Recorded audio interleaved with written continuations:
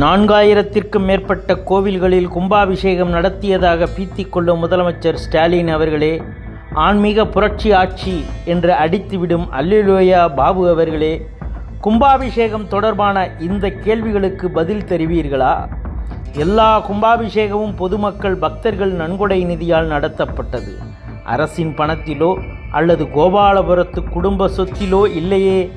பக்தர்கள் பணத்தில் கும்பாபிஷேகம் செய்வதற்கும் கமிஷன், கலெக்ஷன், கரப்ஷன் என்று அடிச்சிங்களே. நெல்லை டவுன் தொண்டர்கள் நயினார் கோவில் மிகச்சிறிய கோவில், ஆனால் பாலாலயம் செய்யப்பட்டு 2 வருடங்களுக்கு மேலாகிறது. கும்பாபிஷேகம் நடைபெறவில்லையே ஏன்? நெல்லை பாளையங்கோட்டை திரிபுராந்தீஸ்வரர் கோவில் பாலாலயம் செய்யப்பட்டு 3 வருடங்கள் ஆகியும் கும்பாபிஷேகம் நடைபெறவில்லையே ஏன்? நெல்லை பாளையங்கோட்டை ராமர் கோவில் பாலாலயம் செய்யப்பட்டு மூலஸ்தானமே பல மாதமாக மூடப்பட்டுள்ளது. இன்னும் திருப்பணியே தொடங்கவில்லையே ஏன்? தஞ்சாவூர் திருநாகேஸ்வரம் நாகநாத சுவாமி திருக்கோயில் கும்பாபிஷேகத்தில் முறைகேடு, தெய்வமே பாதிக்கப்பட்டது என உயர்நீதிமன்றமே கருத்து தெரிவித்தது நினைவில் இருக்கிறதா?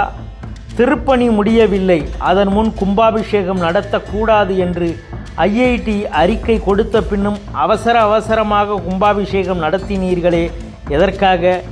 அப்படி கும்பாபிஷேகம் நடந்த சில நாட்களிலேயே தென்காசி காசி விஸ்வநாதர் கோயில் கோபுர கலசம் கீழே விழுந்து உடைந்ததே. ஒருவேளை யார் மேலாவது விழுந்து உயிர் பலியாகியிருந்தால் நீங்கள் பொறுப்பேற்பீர்களா?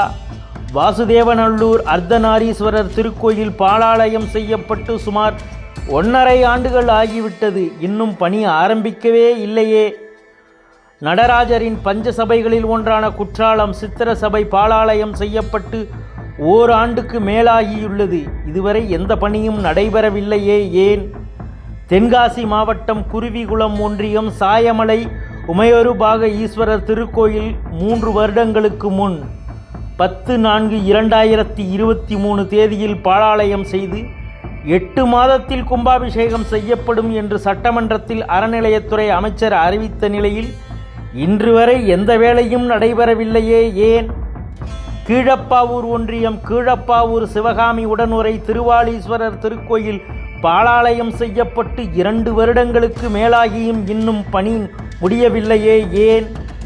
சேலம் செவ்வாய்ப்பேட்டை மாரியம்மன் கோவில், காருவள்ளி வேங்கடேச பெருமாள் கோவில்களில் திருப்பணி முடியாமலேயே மக்களின் எதிர்ப்பை மீறி கும்பாபிஷேகம் நடத்தினீர்களே ஏன்? காஞ்சிபுரம் ஏகாம்பரநாதர் கோவிலில் ராஜகோபுரம் மற்றும் முக்கிய சந்நிதிகளில் சிதிலமடைந்த பகுதிகள் சீரமைக்கப்படாமல் வர்ணம் மட்டும் பூசி கும்பாபிஷேகம் நடத்த திட்டமிட்டதாக புகார் எழுந்ததே. மதுரை மீனாட்சி அம்மன் கோவில் ஜனவரி 2026 கும்பாபிஷேகம் அறிவிக்கப்பட்ட நிலையில் சில கோபுரங்களின் திருப்பணிகள் முழுமை பெறவில்லை என பக்தர்கள் தரப்பில் அதிருப்தி தெரிவிக்கப்பட்டதே. திருச்செந்தூர் சுப்பிரமணிய சுவாமி கோவில் ஜூலை 2025 நடந்த கும்பாபிஷேகத்தின் போது பெரும் கட்டுமான பணிகள் தொடர்ந்து நடைபெற்று கொண்டிருக்கிறதே. சுசீந்திரம் ஸ்தானுமாலய கோவில் திருப்பணிகள் முடிவதற்கு முன்னரே கும்பாபிஷேக தேதியை அறிவித்ததாக இந்து அமைப்புகள் போராட்டத்தில் ஈடுபட வேண்டிய நிலை ஏற்பட்டதே. பக்தியை பயன்படுத்தி கும்பாபிஷேகத்தில் கலெக்ஷன் செய்து கமிஷன் அடித்து இவர்கள் பணத்தில் கும்பாபிஷேகம் நடத்தியது போல் உருட்டுவது ஆன்மீக ஆட்சியா, அயோக்கிய ஆட்சியா?